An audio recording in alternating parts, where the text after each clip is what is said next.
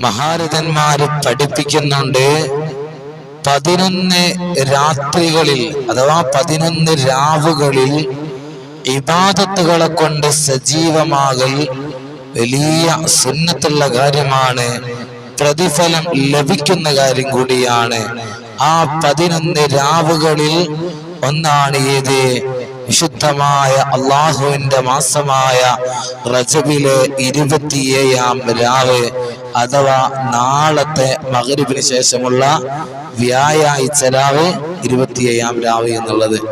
ആ നാളത്തെ രാത്രിയിൽ ഇബാദത്തുകളെ കൊണ്ട് ധന്യമാക്കുക, ഖുർആൻ ഓതുക, ദിക്റുകൾ ചൊല്ലുക, ഒരുപാട് അമലുകൾ ചെയ്യുക, നിസ്കരിക്കുക, ഇങ്ങനെ ഒരുപാട് സൽക്കർമ്മങ്ങളെ കൊണ്ട് ആ 27-ാം രാവിനെ ധന്യമാക്കുക.